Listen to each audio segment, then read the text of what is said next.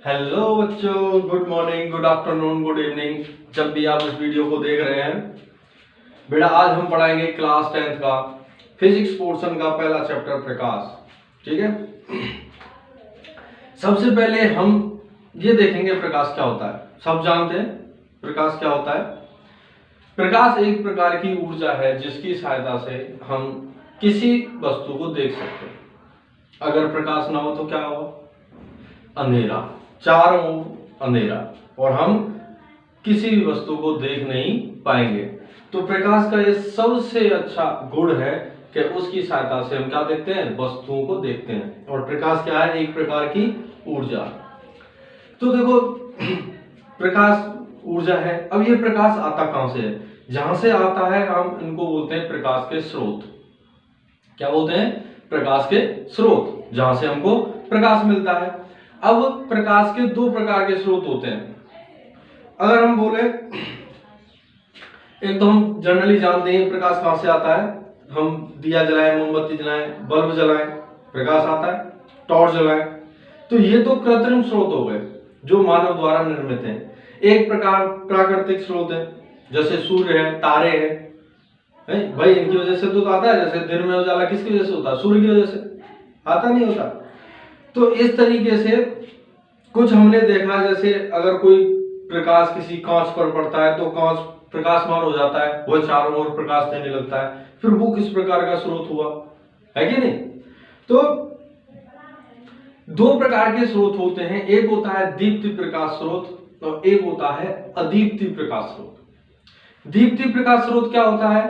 दीप्ति प्रकाश स्रोत वह स्रोत होता है जिससे वस्तुएं स्वयं प्रकाश निकालती हैं। जिसकी क्या दीप्ति प्रकाश वस्तुएं क्या होती हैं? जो स्वयं प्रकाश निकालती हैं। जैसे सूर्य, तारे, ये स्वयं निकाल रहे हैं। ठीक है। और अदीप्ति प्रकाश स्रोत वो होते हैं जो किसी परावर्तन के कारण प्रकाश निकालते हैं। जैसे देखो कांच है, कांच में प्रकाश पड़ा, कांच प्रकाशमान हो जाएगा, प्रकाश फैलाने लगेगा। चंद्रमा है, चंद्रमा प्रकाश कैसे देता है? सूर्य के परावर्तन के कारण। आई बात समझ? तो ये कैसे हुए? अदीप्ति प्रकाश स्रोत। तो ये हमने लिखे हैं। दीप्ति प्रकाश स्रोत क्या होता है? वे प्रकाश स्रोत जो स्वयं प्रकाश उत्पन्न करते हैं। ठीक है। जैसे अगर हम बात करें तो जैसे कैसे हुए? सूर्य, तारे, ये कैसे हुए? दीप्ति प्रकाश स्रोत। और अदीप्ति प्रकाश स्रोत क्या होते हैं? वे प्रकाश स्रोत जो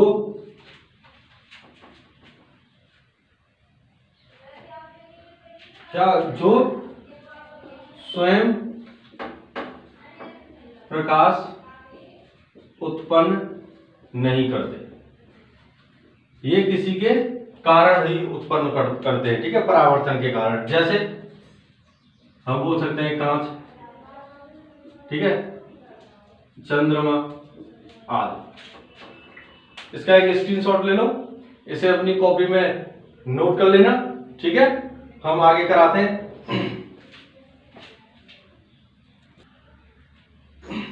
हाँ बेटा, अब हम पढ़ेंगे प्रकाश के गुण। हमने प्रकाश पढ़ लिया, प्रकाश क्या क्या होता है? प्रकाश के गुण। अब प्रकाश के कुछ गुण होते हैं।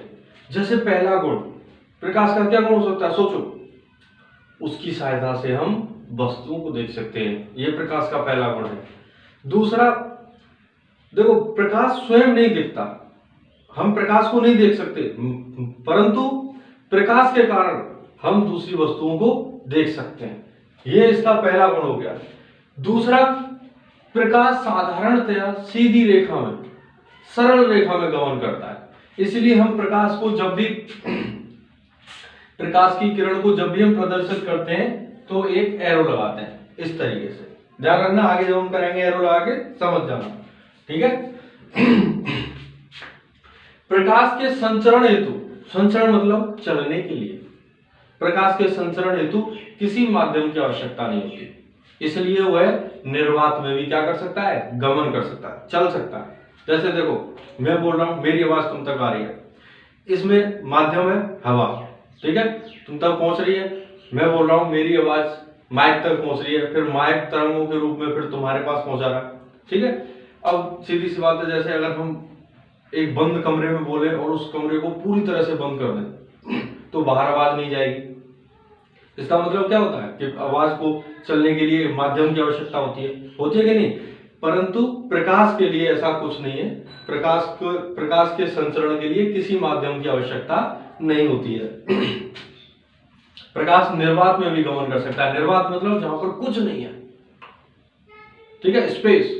अब तुम देखो सूर्य हमसे कितनी दूर है, अब बीच में कहीं तो हवा है, कहीं बादल है, कहीं कुछ भी नहीं है, ठीक है, कहीं कुछ भी नहीं है।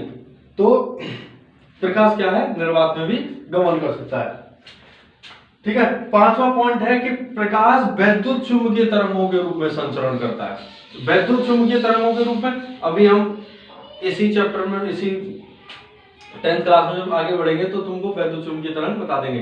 वैद्युत चुंबकीय एक प्रकार की तरंग होती है और उन्हीं तरंगों के माध्यम में प्रकाश क्या करता है, संचरण करता है, ठीक है। यहां तक बात समझ में आई।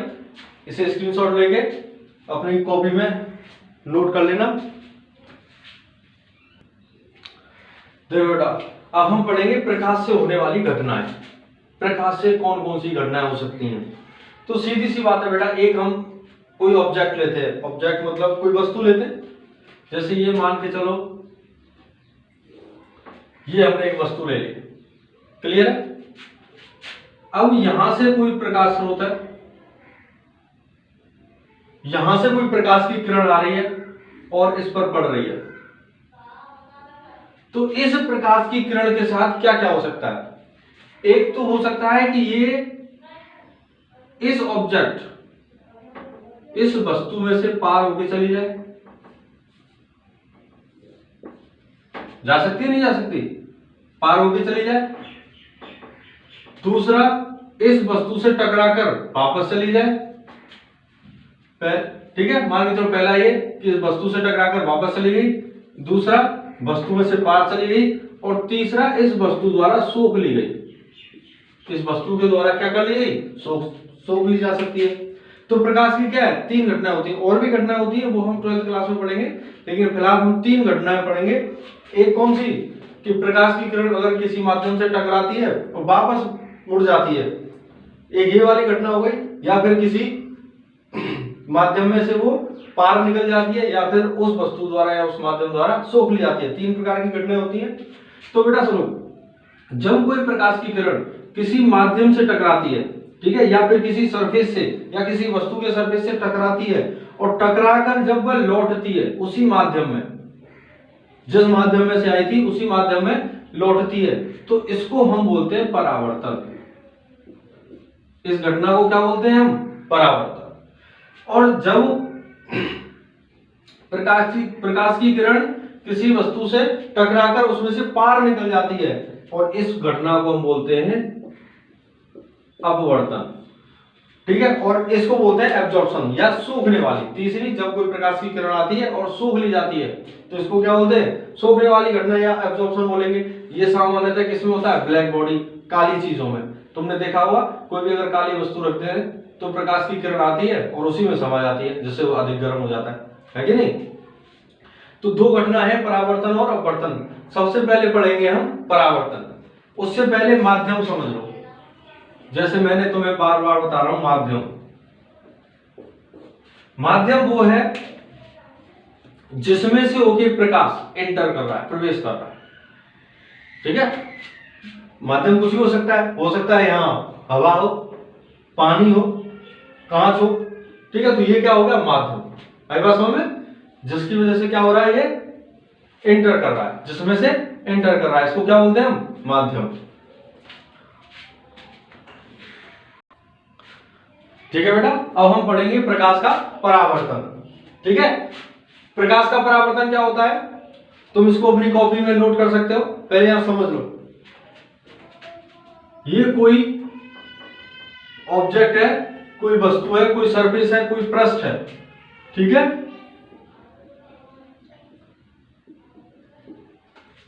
आई बात समझ में? अब देखो, जब कोई, देखो किस तरीके से बनाते हैं, किस तरीके से याद रखते हैं इस परिभाषा को, प्रकाश के परावर्तन की परिभाषा को। जब कोई प्रकाश की किरण किसी माध्यम में से होकर पृष्ठ पर टकराती है, ये कोई माध्यम हो गया, ठीक है, माध्यम, किसी माध्यम से होकर किसी पृष्ठ पर टकराती है और टकराकर वह वापस उसी माध्यम में, ये पूरा माध्यम वही है, इसके ऊपर वाला एक ही माध्यम है, और टकराकर उसी माध्यम में वापस लौट जाती है। लौट जाने की घटना को हम प्रकाश का परावर्तन कहते हैं। इसे अपनी कॉपी में नोट कर लेना। क्या होता है, जब कोई किरण किसी माध्यम से होकर किसी परावर्तक पृष्ठ से टकराकर वापस उसी माध्यम में लौटने वाली घटना को हम क्या बोलते हैं, प्रकाश का परावर्तन। अब इसके कुछ नियम होते हैं। अब देखो, जो किरण आके इससे टकराती है, हम इस किरण को बोलते हैं आपतित किरण। आपतित किरण, बात समझ आई? और जो किरण टकराकर वापस मुड़ रही है, इसको हम बोलते हैं परावर्तित किरण। परावर्तित किरण। इसके बीच में हम एक नॉर्मल साधारण प्लेन, एक अभिलंब बनाते हैं।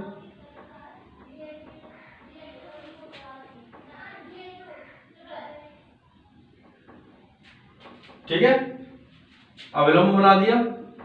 अब ये जो आपतित किरण है, ये अविलंब के साथ कुछ एंगल बनाती है, इसको एंगल को बोलते हैं आई, और ये इसके साथ कुछ एंगल बनाती है, इसको बोलते हैं आर। कोण आई, कोण आर। कोण आई को, कोण आई को बोलते हैं हम आपतन कोण। क्या बोलते हैं, आपतन कोण। कोण आर को बोलते हैं परावर्तन कोण। बात समझ आई? भाई, जिस कोण से कोई किरण आ रही है उसको क्या बोलेंगे, आपतन, आपतन कोण। मतलब जिस कोण से आपतित किरण आ रही है उसको आपतन कोण, और जिस कोण से आपतन परावर्तित किरण जा रही है, परावर्तित हो रही है, उसको क्या बोलेंगे, परावर्तन कोण। बात समझ आई नहीं आई? इस चित्र को, इस डायग्राम को बना लो, ठीक है। अब इसके कुछ नियम होते हैं परावर्तन के। परावर्तन के नियम कितने नियम होते हैं, 2। हमेशा परावर्तन 2 नियमों पर चलता है। नंबर 1, कोण आई और कोण आर हमेशा बराबर होंगे। कोण आई इज इक्वल टू कोण आर, मतलब आपतन कोण और परावर्तन कोण क्या होंगे, बिल्कुल बराबर होंगे। ठीक है बेटा, आपतन कोण और परावर्तन कोण क्या होंगे, सदैव बराबर होंगे। ठीक है। अब जिस बिंदु पर ये किरणें आ रही हैं, इसको हम बोलते हैं आपतन बिंदु। आपतन बिंदु, ठीक है, इसे और नोट कर लेना, आपतन बिंदु। दूसरा क्या कहता है, दूसरा नियम कहता है कि आपतित किरण, ये वाली आपतित किरण परावर्तित किरण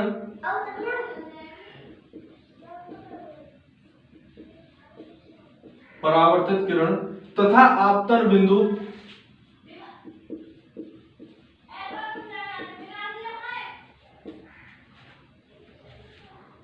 ठीक है, आपतन बिंदु पर डाला गया लंब, ठीक है, आपतन बिंदु पर डाला गया लंब एक ही बिंदु पर होंगे, या फिर बोल सकते हैं हम तीनों एक ही पृष्ठ पर होंगे। ठीक है बेटा, इसे नोट कर लेना, आगे हम कराएंगे कल।